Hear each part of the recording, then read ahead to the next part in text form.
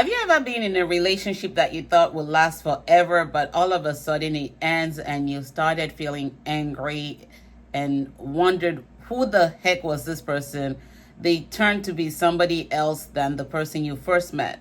On today's episode of Love, Sex, Lies, and Reality, I'm talking about why relationships fail and focusing on what you can do to help yourself get into a healthy relationship that is focused, that is in alignment with your core values, in alignment with your relationship goals, and in alignment with your life's purpose. Most of the time we go into relationships when we don't truly know who we are, or we're not consciously aware of the choices we're making, or we have deep emotional rooted pain that we haven't healed from, and those begin to mix up with the thought process, mix up with the mindset, and we start running and begging and chasing rather than really building on a relationship. Sometimes those relationships are based on emotional attachment and lost than love itself. And when you're in a space where you're loving yourself, when you're in a space where you know yourself, when you're in a space, know yourself as in your true self, when you're in a space where you understand your core values, where you're in a space where you have your requirements and your relationship goals set, you're able to vet the partners while dating. Remember, I always share with you from my quote in my book on Becoming Restored, dating is a vetting and sorting game. Dating is not a relationship. So if you're looking at dating, you're looking at vetting that partner based on your core values, based on your relationship goals, based on your relationship requirements, and you're ensuring that that partner is in alignment with your life's purpose, so you're not going to lose yourself in the process.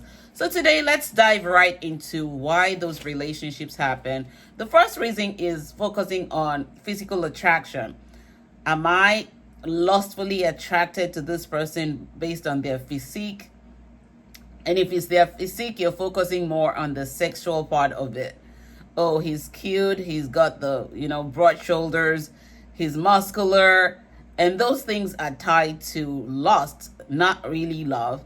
When you really want to be in alignment with somebody, yeah, the physical attraction and appearance is great, but that's not your goal. That's not your driver. That's an added bonus to the relationship. So your focus is not mainly on those things. Your focus is mainly on finding a partner that shares your core values, that matches your requirements, and is in alignment with your life's purpose. So don't focus on the physical attraction that's lustfully based. Focus on intellectual based search for a partner, because when you're looking from an intellectual perspective, you're able to get into a better space with yourself than get carried away. The second thing is you rush into the relationship too quickly based on your emotions. Emotions are teachers. They help us regain ourselves and realign ourselves with where we need to be, and help us really own into our values and evaluate that partner very well. When you're emotionally intelligent, you're able to make better decisions. You're able to connect with the intellect of the partner. You're able to vet that partner based on your goals and vision, and you're not getting carried away by anything else. Because if you focus on just the emotional connection, where there is no soul connection that leads to emotional intimacy, then you may get lost in the lustful part of it. And you may become entangled with that person, obsessed, possessive, than actually being in a relationship with that person in a way where you're both supporting each other. That's why you find in some situations, you're constantly calling the partner, you're constantly texting and expecting that they respond to you immediately. And if they don't respond, you start getting upset with yourself. You develop that anxiety, panic attack. That's not necessary when you're in a healthy relationship. The third thing is lack of communication. There's no openness. You're focusing on your feelings again, not your values, not your goals. And when your feelings are driving, you're going to get lost in that process. You're not necessarily going to be looking to communicate strongly to where you're able to develop that solid foundation for communication. You're going to hear what you want to hear, not what you need to hear. And that's why it's easy for you to be lied to at that particular stage than being able to get into understanding what your partner is saying and how to develop that rapport where you're able to share freely, you feel safe about communicating, you're not walking on eggshells, you're able to openly talk about everything and anything and everything in your relationship. The fourth thing is lack of stability. They're always ghosting. They show up when they want. They're not emotionally available. They, they return and you're like, he's back. He must have been tired of that other person. They're not as good as me. And you start creating all these narratives that's not necessarily true. And what you find in that situation is you're just getting carried away because you're not emotionally available. They're not emotionally available. And you're connecting because there's no stability. You allow them to come in freely and go out freely and come back and return. And it creates a toxic environment for you. So there's no environment where you're feeling safe to be yourself. And you can't even open up and say, and ask the questions that you need to ask when they ghost and they come back. You're just like, oh, he's back. Maybe something happened and you're taking them back without literally looking at how they made you feel when they left. Is this a kind of partner, critically thinking about your decisions and making sure that you're not leaving yourself behind. In a healthy relationship, you're going to be emotionally stable. You're going to feel safe. You're going to feel cared for. The communication will flow. So make sure you're not just lustfully running after somebody that doesn't value you, and then the relationship fails, and then you're taking them back after they've gone for a year and return without really evaluating how you've grown from that stage and what you're looking for and your goals and your requirements to vet that partner with. The last thing is sexual connection. That's the easiest part that most people get carried away into.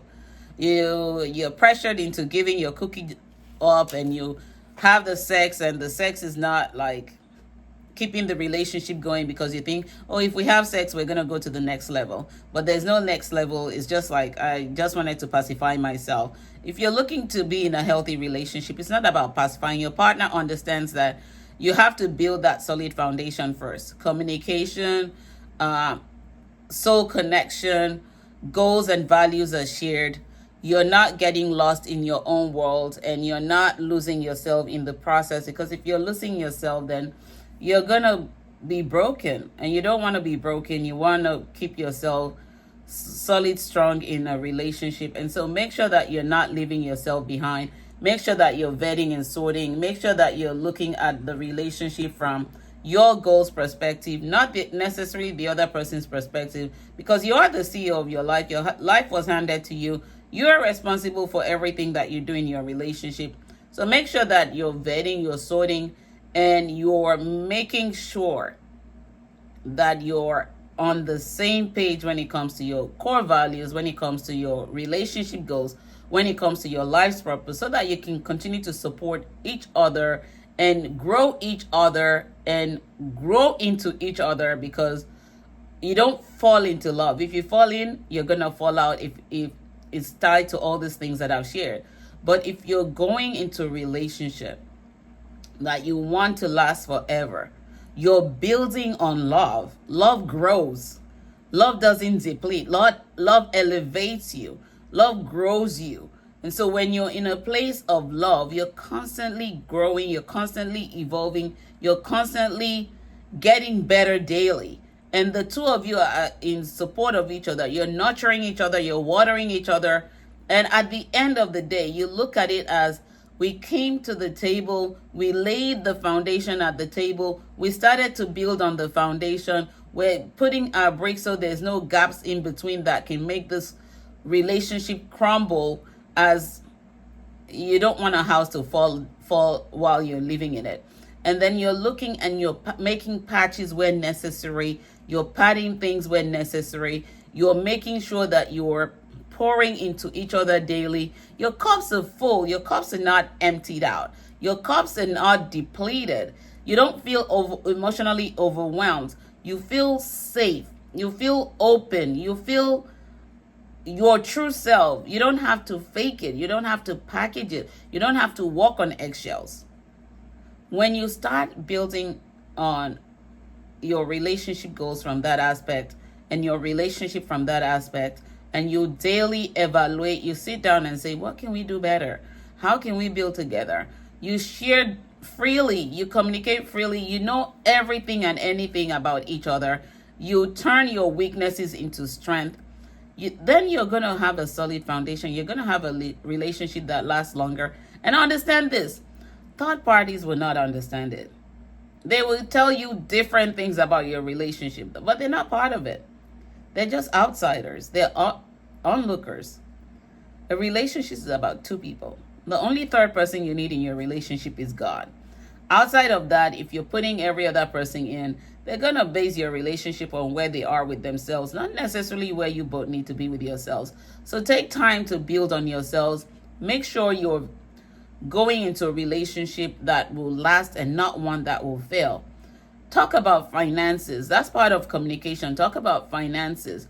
Where are you currently? Where do you need to be? What debt do you need to pay off? And don't think about, oh, we have to borrow money to do anything. Please don't borrow money. Make sure you're living within your means and you're content. When you're content, you're able to be in a space where you're thriving, not surviving. When you're not content, then you start going into the survival mode, and then that fails and the relationship falls apart. Remember to never stop loving while living. When you stop loving, you stop living. When you stop living, it means it's time to go back to the Mecca. But build on your relationship on a solid foundation that's not failing, but it's grounded in love and in understanding and in emotional intimacy, which is not only about sexual, but about the soul connection, about nurturing, about growing. And then as you evolve, you both become better and not get bitter. Take good care. Talk soon. God bless. Bye-bye.